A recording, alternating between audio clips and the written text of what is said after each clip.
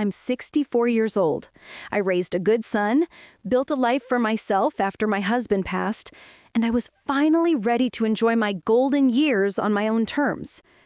Then, one Tuesday, over lukewarm coffee at my kitchen table, my daughter-in-law, a woman I'd welcomed into my heart and my home, calmly explained how a court would soon declare me incompetent and that she and my son would use my entire life's savings, every last penny I had, to buy a sprawling villa on the coast of Spain.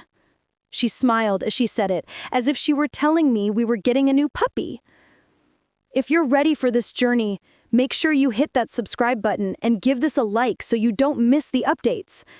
And let me know in the comments what city you're watching from. It's always lovely to see where everyone is. Let me take you back a bit so you understand how a woman like me, a retired middle school librarian who can still catalog the entire Dewey Decimal System in her sleep, ended up in a battle for her own mind and money. My life was tidy, orderly. My husband, David, was an accountant. You can imagine the kind of household we ran. Everything had its place, every dollar a purpose. When he passed from a heart attack 10 years ago, far too young, the grief was a tidal wave. But beneath that wave was the bedrock of security he'd built for us. We hadn't been rich, not by a long shot, but we were diligent. We saved, we invested wisely in things like mutual funds, nothing flashy, and we paid off our modest suburban house in Cincinnati before our son, Mark, even finished college. Mark, my sweet boy. He was our only child, and maybe we doted on him a little too much. He had his father's steady hands, but my dreamer's heart. He was a good man, a gentle soul who'd always call just to check in, who'd show up with a pot of my favorite geraniums every spring. When he brought home Kimberly about 5 years ago, I was thrilled. Kimberly was polished. That's the best word for her. She was a marketing executive for some trendy online fashion brand. She had perfect teeth, hair that never seemed to have a strand out of place, and she wore expensive-looking white clothes that, miraculously, never seemed to get dirty. She was everything I wasn't. I'm a woman who's comfortable in jeans and a fleece pullover, a woman whose biggest fashion statement is a pair of brightly colored reading glasses. But she made Mark happy. He looked at her like she hung the moon, and for a mother, that's almost all that matters. Their wedding was a sleek, modern affair in a renovated warehouse downtown. I felt a little out of place in my mother of the groom dress, a sensible but elegant navy lace number. Kimberly's family were all from California, all tanned and toned, talking about brand synergy and their latest juice cleanse. I mostly smiled and made sure none of the older relatives on our side got lost looking for the bathrooms. For the first few years, everything seemed wonderful. They bought a beautiful condo downtown, thanks to a sizable down payment from Kimberly's parents, and, I later learned, a quiet loan from Mark that came out of an account David and I had set up for him years ago. I never said a word. He was an adult. It was his money. They'd come for Sunday dinners. I'd make my pot roast and mashed potatoes, a comforting taste of home for Mark. Kimberly would usually pick at a small salad she'd brought herself, sipping Pellegrino and telling me all about the benefits of organic kale. She wasn't unkind, just distant. She treated me with a sort of polite condescension, like I was a quaint antique she had to be careful not to break. She called me Carol, never Mom. I tried not to let it sting. The shift started about a year ago. It was subtle at first, little comments. Mark would call and ask how I was feeling. "I'm fine, honey, just puttering in the garden." 10 minutes later, Kimberly would call. "Carol, Mark is so worried about you. Are you sure you're okay? He said you sounded a little confused on the phone." I wasn't confused. I was talking about companion planting for my tomatoes. Then came the missed appointments, or the appointments I'd supposedly missed. Carol, we were supposed to meet for lunch today, remember? I waited for half an hour at the Perennial, she'd text. I'd stare at my phone, my heart pounding, frantically scrolling through my calendar. There was no lunch on my calendar. I never forgot appointments. I'm the woman who still writes everything down in a planner, for goodness sake. But she was so insistent, so convincingly disappointed that I'd start to doubt myself. Oh, Kimberly, I'm so dreadfully sorry. My mind must be a sieve lately. The seeds of doubt were planted, not just in their minds, but in my own. And just when he thought he had me backed into a corner, he forgot who he was dealing with. Stick with me because you'll want to see how this plays out. The real campaign began around 6 months ago. My son started dropping by at odd times. I'd be in the middle of baking, covered in flour, and he'd show up with a worried look on his face. Mom, Kimberly said you called her 5 times this morning and didn't remember any of it. I hadn't touched my phone all morning. He'd check the burner on the stove. You left this on, Mom. You have to be more careful. But I'd only just turned it on to preheat. Each incident was small, deniable. A misplaced set of keys that Kimberly would find in the refrigerator. A bill I'd supposedly forgotten to pay, which she would handle for me with a sigh. Don't you worry about a thing, Carol. I started to feel like I was living in a fog, questioning every move I made. Was I getting forgetful? David's mother had suffered from dementia in her later years. Was this it? Was it my turn? Fear, cold and sharp, started to become my constant companion. My friends didn't see it. To them, I was still Carol, sharp, funny, the one who organized the book club and kept track of everyone's birthdays. When I tried to talk to my best friend Shirley about it, she'd wave it off. Oh, honey, we all have senior moments. I walked into the grocery store yesterday and completely forgot why I was there.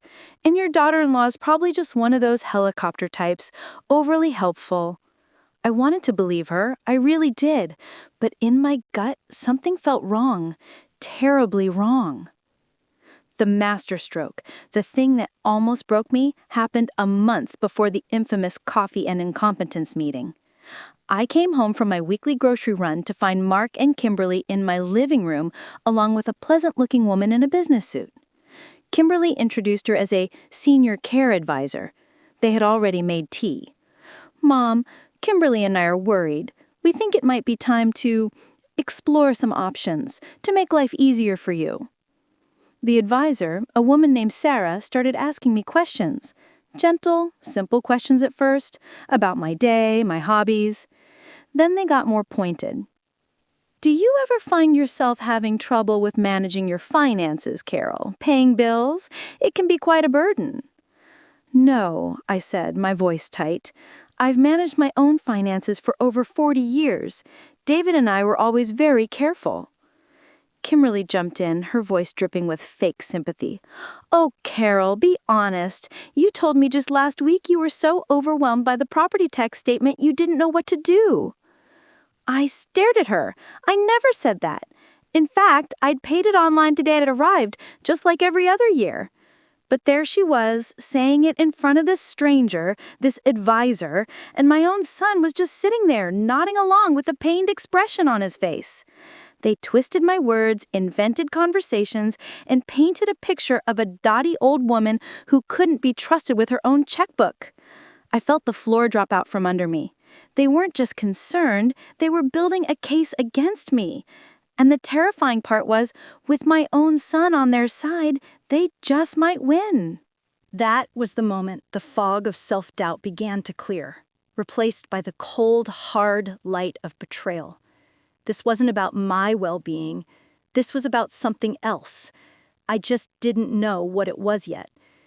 The next week, I found out.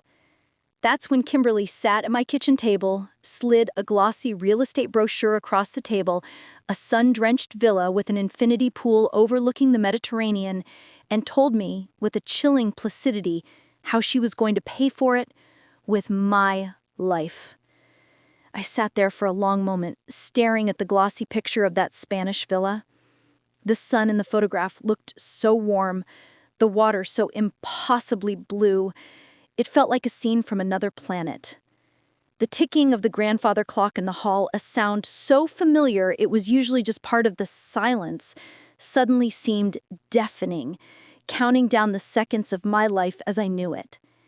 My coffee was cold. "You," I finally said, my voice barely a whisper, "think you're going to have me declared insane? To steal my money to buy a house?" Saying the words out loud made them sound even more absurd, like a plot from a bad soap opera. Kimberly took a delicate sip of her own coffee, which was still steaming. "Not insane, Carol. That's such a dramatic word. Incompetent. It's a legal term. It just means you're no longer capable of managing your own affairs. It's for your own good, really. You'll be so much less stressed when you don't have to worry about all this messy financial stuff." She gestured around my cozy, slightly cluttered kitchen as if it were a hoarder's den. "And my son? Mark agrees with this plan?" I needed to hear it. I needed to know the true depth of the betrayal. Her smile was patronizing.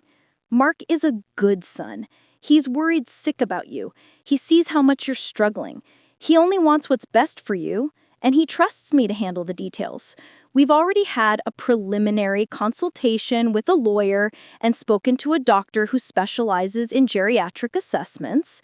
They both agree, based on our anecdotal evidence, that a formal evaluation is more than justified."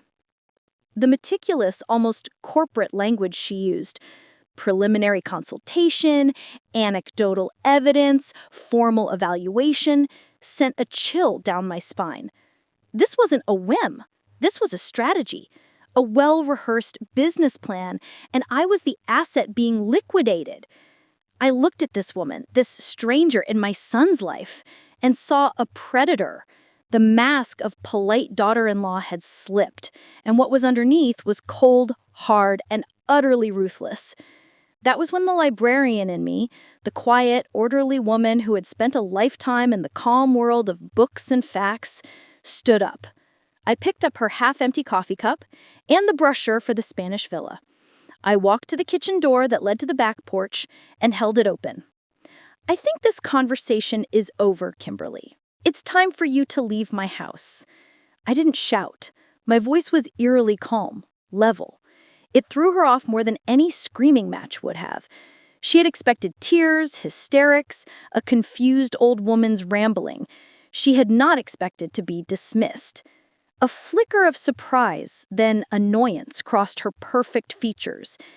"Carol, you're not thinking clearly. You're being emotional," she said, standing up. "No," I said, my gaze steady. "For the first time in months, I am thinking with perfect clarity. Get out." She snatched her purse off the counter and walked towards me, her heels clicking on my linoleum floor. As she passed, she leaned in and whispered, "This doesn't change anything. The ball is already rolling. We'll be in touch." Then she was gone, leaving behind only the lingering scent of her expensive perfume. I shut the door, locked it, and leaned my forehead against the cool wood, my body finally starting to tremble. I let myself cry then for about 5 minutes, not wailing sobs, just silent, hot tears of grief. I was mourning the loss of my son. The Mark I knew, the sweet boy who'd brought me dandelions as a child, was gone, replaced by this spineless puppet of a man who had let his wife commit him to a living death for a vacation home. The grief was real, but it was also a fire. And once the tears were done, that fire started to burn away the fear. He was about to get exactly what he deserved, and I had a front row seat. Don't go anywhere. My husband David used to have a saying, "When in doubt, organize." That was his solution to everything, from a messy garage to a complicated tax season. So that's what I did. I was a librarian, for heaven's sake. My superpower was information management. I sat down at my old desktop computer, the one my son always teased me about, and opened a spreadsheet. Column A, their accusations. Column B, the truth. I started logging every incident Kimberly had manufactured. The missed lunch. I checked my call logs and text history. No mention of it beforehand, only her text berating me for missing it. the stove burner, the misplaced keys. I documented everything I could remember with dates and details. Next, I went to my filing cabinet, the old metal one David had in his home office, and pulled out every financial statement I had: bank accounts, retirement funds, life insurance, the deed to my house. I spread them across the dining room table. The numbers swam before my eyes, but I forced myself to focus. This was my life's story told in dollars and cents. The mortgage payments, the steady contributions to our 401ks, the modest but growing nest egg. This was what David and I had built, pinch by penny, year by year. This was for my security. It was not a slush fund for a wannabe lifestyle influencer. As I logged into my main checking account online, my heart started to hammer against my ribs. What if they'd already taken something? I scanned the recent transactions. Everything looked normal. Payroll deposit from the school district for my pension, a check cashed for the property taxes, the gas bill. Wait, I scrolled back. There, 2 weeks ago. A transfer for $300. Payee, K. Evans Consulting. Kimberly's maiden name was Evans. A week before that, another one for $250. And the week before that, $300 again. The descriptions were vague. Household MGT services, bill pay assist. It was my money being siphoned off in small, almost unnoticeable increments, creating a paper trail that she was already managing my affairs. It wasn't just a plan anymore. It was in motion. The villa wasn't a dream. They were already making the down payment with my money. My next step was the hardest one. I picked up the phone to call my son. I had to give him one last chance to be the man I'd raised. He answered on the second ring, his voice cheerful. "Hey, Mom, how's your day?" The casual, happy tone was a knife in my heart. "Mark, Kimberly was here," I said, keeping my voice neutral. A pause. "Oh, yeah, she said she might stop by, just to check on you." "She did more than that, honey. She told me you two are planning to take me to court, that you want to have me declared incompetent so you can take control of my savings."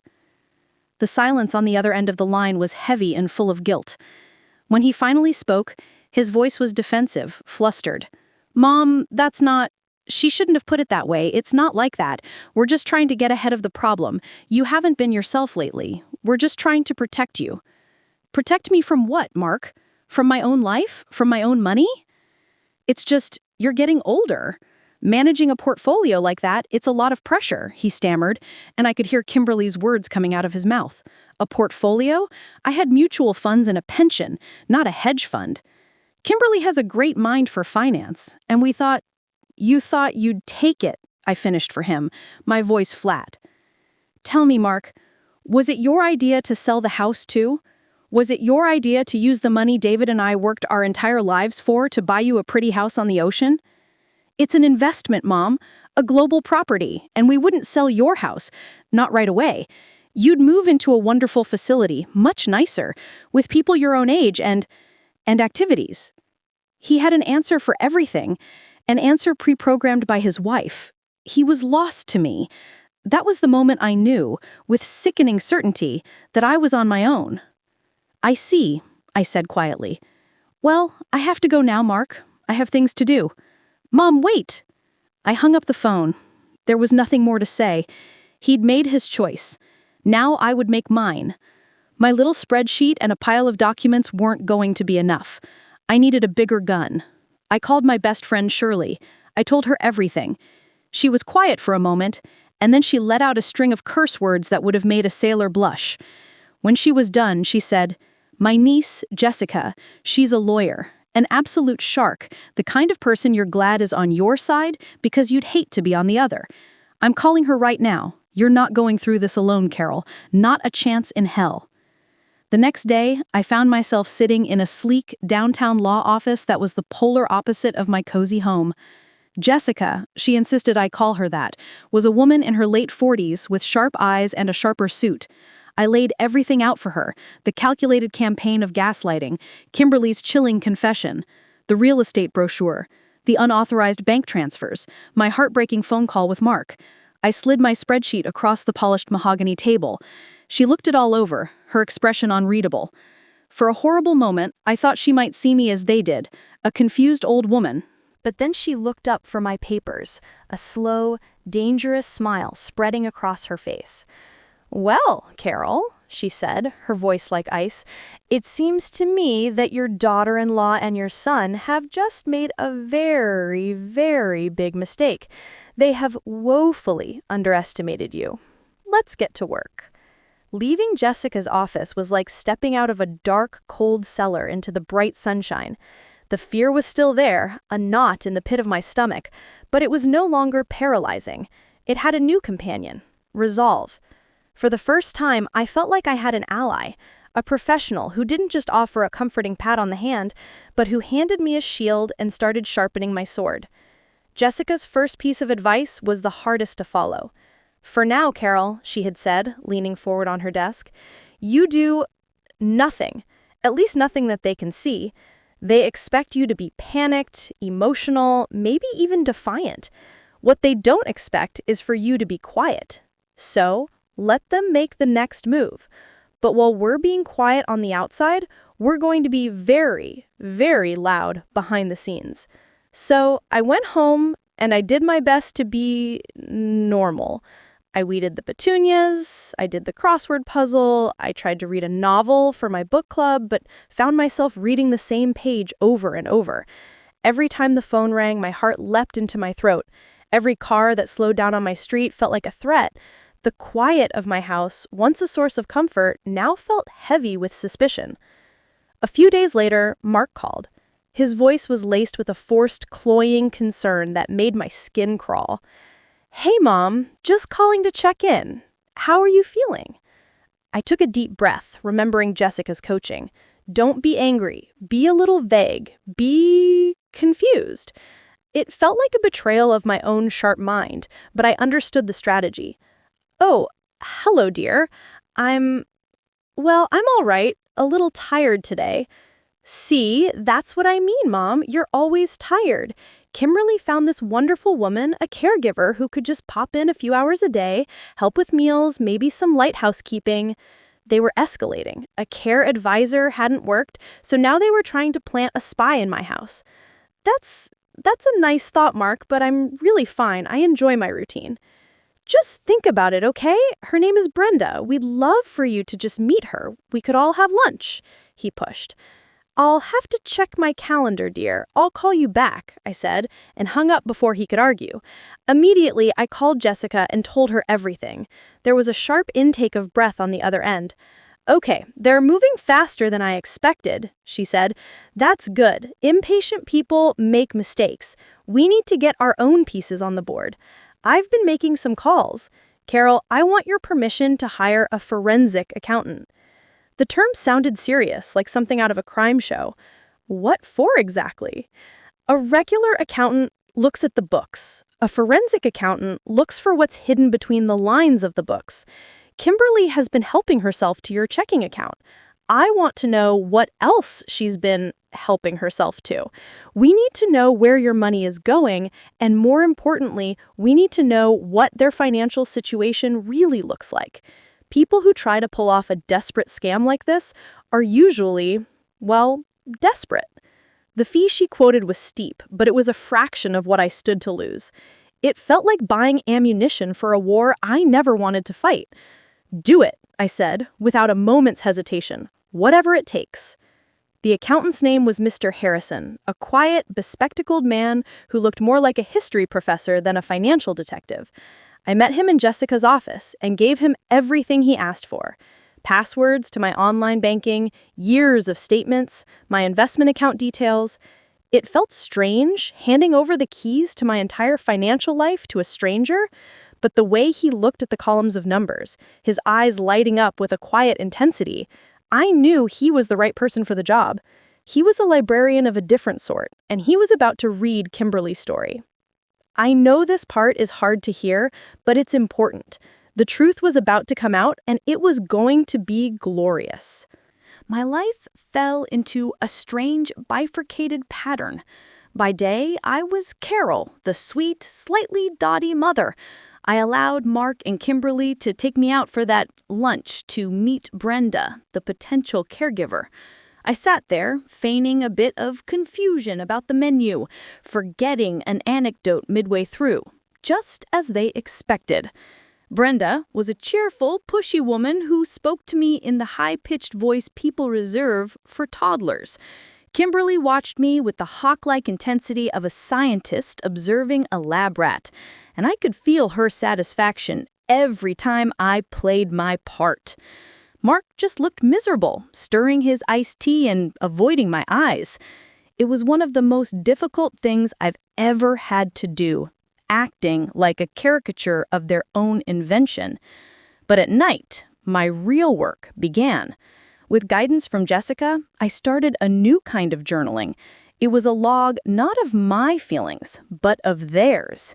Every phone call, every text message, every veiled insult and condescending offer of help.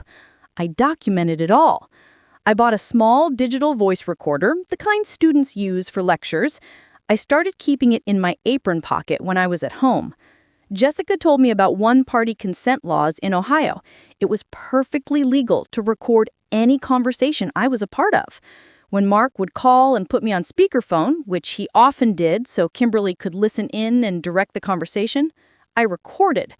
Her voice, when she thought I was just a senile old woman on the other end of the line, was astonishingly callous. "Ask her where the spare set of keys for the safety deposit box is," she'd whispered to Mark, not quite covering the receiver. "Tell her the bank needs it for their records." "Mom," Mark's voice would then say, "the bank called. They need that spare key for the box, for their records. Do you remember where you put it?" "Oh dear, the bank," I'd say, feigning confusion. "I can't recall. Let me have a look around." Of course, there was no reason the bank would ever need that key. I would document the lie, save the recording, and email a summary to Jessica. They were building their case of my incompetence, and I was building my case of their conspiracy to commit fraud. It was a race, and they had no idea I was even on the track. The call from Jessica came 2 weeks after we hired Mr. Harrison. "Carol, can you come to my office? Today, if possible. Mr. Harrison has found something. Something big." The drive downtown felt like the longest of my life. My mind raced with possibilities. Had they taken more money? Forged my signature? I walked into the conference room and found Jessica and Mr. Harrison waiting for me. There was a thick binder on the table. "Please sit down, Carol," she said, her tone gentle but firm. Mr. Harrison opened the binder. It was filled with spreadsheets and bank statements, none of which were mine. "Carol," he pointed to a line on a credit card statement. "As part of our due diligence, we did a comprehensive financial profile on both your son and your daughter-in-law. People planning a cash grab of this magnitude often leave tracks on their own end." He paused, adjusting his glasses. "Kimberly Evans, it turns out, is in significant amount of debt. We're talking over $200,000 in high-interest credit card and personal loan debt, spread across a dozen different accounts, all of them in her name only." I was stunned. $200,000? They lived in that beautiful condo, drove a fancy SUV, went on expensive vacations. Kimberly dressed in designer clothes. How is that possible? Where did all that money go? Mr. Harrison turned a page. It was a breakdown of expenses from one of the cards. Thousands of dollars spent at boutiques I'd never heard of. Hundreds on salon treatments. Lavish dinners at the city's most expensive restaurants. Airline tickets. Hotels. But then he pointed to a series of recurring charges, each for several $1,000s. The payee was a casino resort in Indiana. Another one was a high-end poker site online. "She has a gambling problem," I whispered, the words tasting like ash in my mouth. "A severe one, it would appear," Jessica confirmed. "She's been hiding this mountain of debt from everyone, likely even from Mark. She's not just servicing the interest on these cards, she's still spending, still digging the hole deeper. Your life savings aren't just for a fantasy villa, Carol. They're a lifeline. She's not just greedy. She's desperate. She's about to go under, and she sees you as her personal bailout. But that wasn't the something big. It got worse. In looking at her employment, Mr. Harrison continued, flipping to a new section, I came across a few red flags. Her company, this online fashion brand, is a privately held startup. Very difficult to get financials for, but I have contacts. There have been whispers of an internal audit happening. Irregularities in the marketing department's expense accounts. Her department. My mind whirled. Embezzlement? The K. Evans consulting payments from my own account suddenly made a sick kind of sense. She was practicing, creating a shell company to launder money through. My little $300 withdrawals were probably just a test run for a much bigger scheme. And then Jessica delivered the final devastating blow. "There's one more thing, Carol," she said, sliding a single piece of paper across the table to me. It was a copy of a document filed with the county, a preliminary power of attorney document. It had been filled out, ready for a signature. It gave the holder, Kimberly, full and sweeping control over all assets, properties, and medical decisions for one Carol Peterson. And at the bottom of the page, in a shaky, uncertain hand, was a signature, a forgery of my signature. It wasn't perfect, but it was close, chillingly close. And it was dated 3 weeks ago, before her kitchen table ultimatum. She hadn't been planning, she was been rehearsing. I looked at the shaky forgery of my name on that power of attorney document, and something inside me snapped shut, like a heavy iron door clanging into place. The grief for my son, the fear, the self-doubt, it all vanished. In its place was a silence, a cold, clear, absolute certainty. The woman my husband married, the woman who raised a son, the librarian who cherished order and truth, was gone. A new woman was in her place, a woman who had been pushed too far. She was practicing, I said, my voice so low it was almost a growl. She was practicing signing my name, getting ready to sign away my life. Jessica nodded slowly, her eyes watching me, gauging my reaction. She overplayed her hand, Carol. The forgery is clumsy, but it proves intent. This isn't just a family dispute anymore. This is felony fraud. Along with the wire fraud from your bank accounts and the potential embezzlement from her job, she's not just looking at losing a lawsuit. She's looking at prison time. The word hung in the air. Prison. A part of me, the mother part, recoiled at the thought of what this would do to Mark. But Mark had made his bed. He had stood by and watched his wife try to destroy his mother. My primary duty now was to protect myself and to honor the life my husband and I had built. "So what do we do?" I asked, my gaze locking with Jessica's. Jessica leaned back in her chair, the corners of her mouth turning up in that same dangerous smile I had seen on my first visit. "The plan," she said, "is to give Kimberly exactly what she wants. Or at least, let her believe she's getting it." She explained it to me, step by calculated step. It was a beautiful, terrifying strategy, precise and ruthless, a legal trap built from Kimberly's own greed and arrogance. It required one more performance from me, my grand finale. I had to call them, sound defeated, and agree to a family meeting to discuss my future. That night, I sat in my quiet living room, the digital voice recorder on the end table, and I dialed Mark's number. My hands were perfectly steady. When he answered, I let a little tremble into my voice. "Mark, it's Mom. Are you okay? I've been trying to call." A lie. My phone records would show that. I can't fight you anymore, honey," I said, letting a sob catch in my throat. It wasn't entirely fake.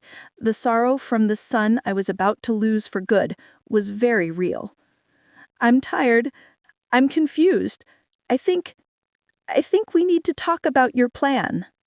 On the other end of the line, I heard a sharp, indrawn breath, Kimberly's, then shuffling, and her voice, now smooth as silk, came on the speaker. "Oh, Carol, we are so glad to hear you say that. We were so worried you were going to be stubborn. This is for the best. You'll see."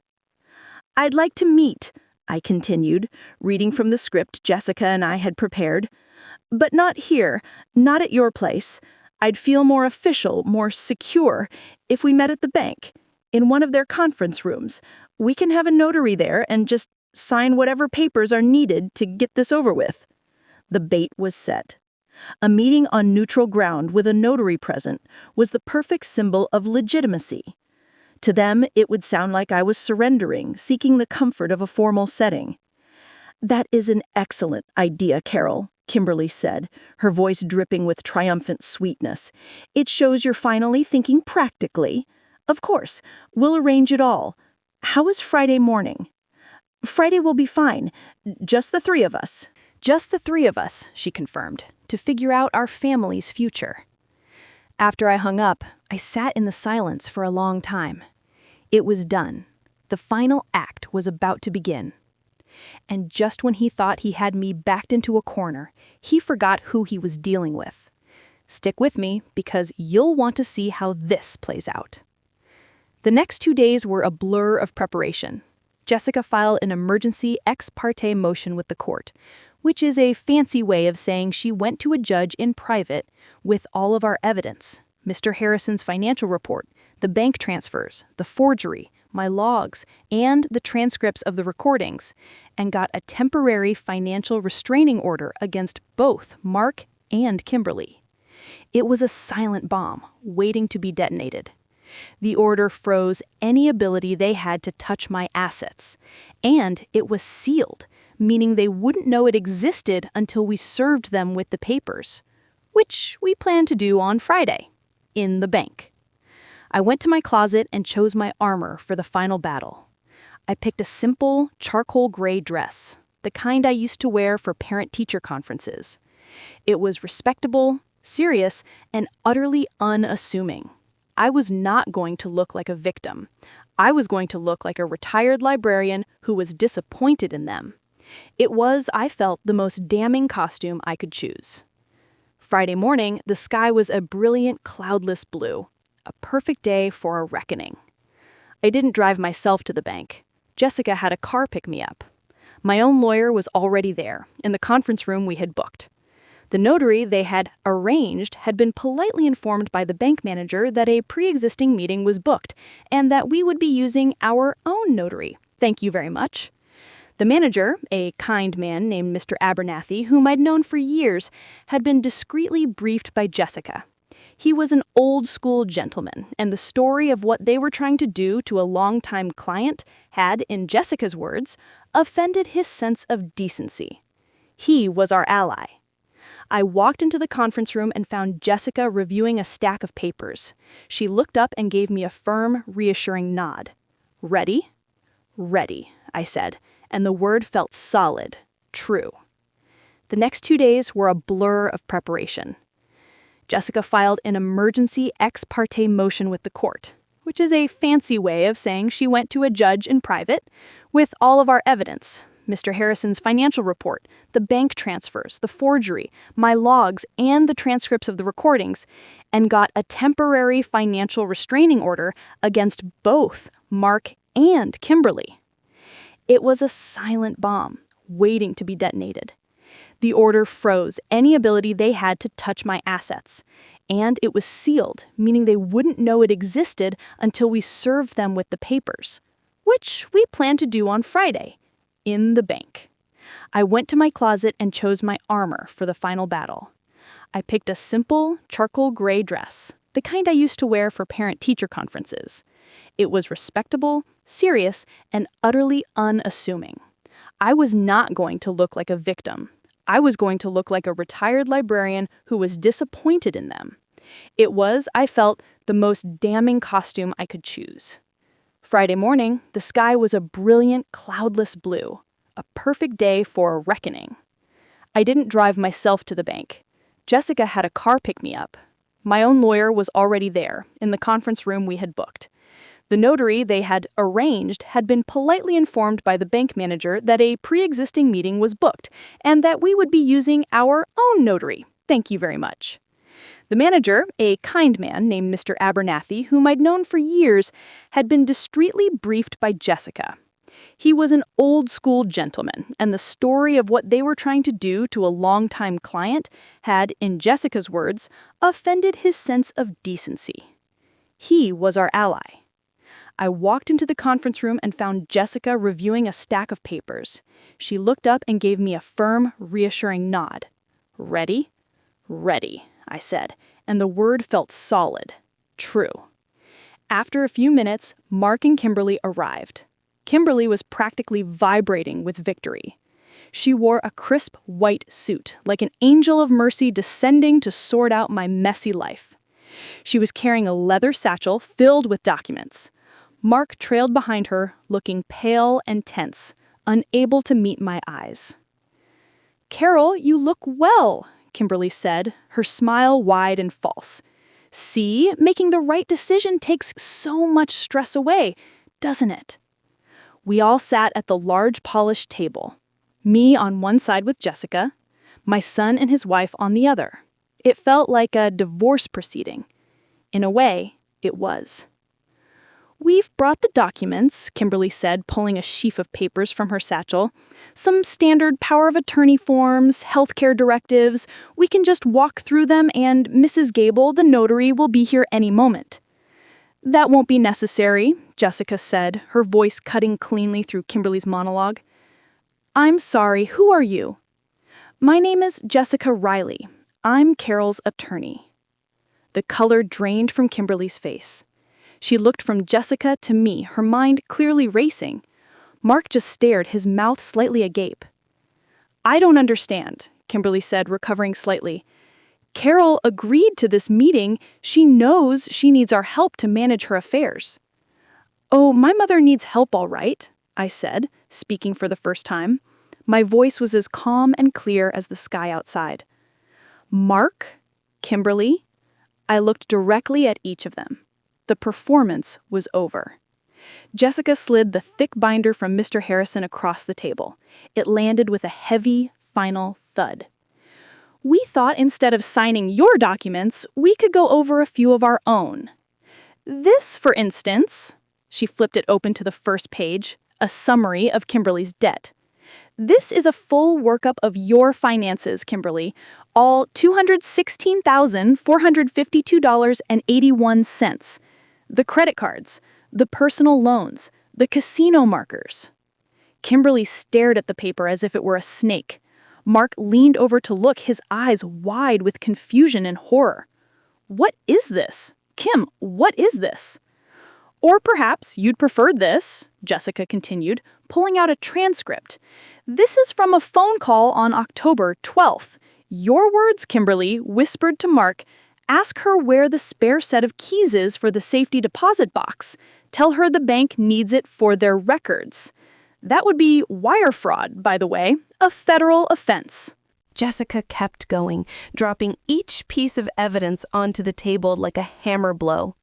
The list of withdrawals to K. Evans Consulting, the inquiries Mr. Harrison had made into the financial irregularities at her company. Mark was shrinking in his chair, turning a pasty shade of gray.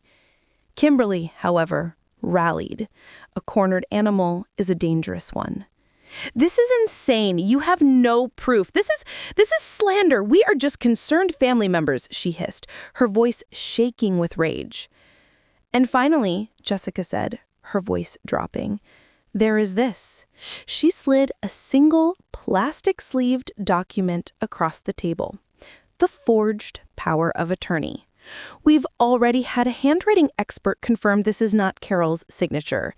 This, Kimberly, is a felony." Just then, there was a quiet knock on the conference room door. The bank manager, Mr. Abernathy, followed by 2 uniformed police officers. Kimberly stared at them, then at me, her eyes filled with a venomous, uncomprehending fury. "What have you done?" she screamed, lunging to her feet. I didn't flinch. I just looked at my son, whose head was now buried in his hands, and I finally answered her question. I'm a librarian, I said quietly. I know how to do my research. The police officers stepped forward. They weren't there for Kimberly, not yet. They were there, at Jessica's request, to serve them both with the financial restraining order and to formally escort them from the building. The public humiliation was the opening act. The rest of the story, Jessica had assured me, would be written by the district attorney. My part was over. I had taken back my life. And as they were led out of the room, Kimberly shouting about lawyers and Mark looking like a ghost, I felt only a profound, aching sadness and the quiet, steely satisfaction of justice. It was finally, truly over. This was my story. It was painful and ugly, but it's the truth. The legal fallout for Kimberly was immense, and the personal consequences for my son were life-altering. Justice was served, but a family was still broken. Looking back, I wonder if there was another way. So I leave you with this question.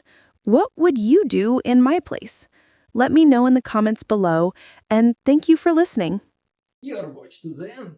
Be click here. You will hear another story from my grandma.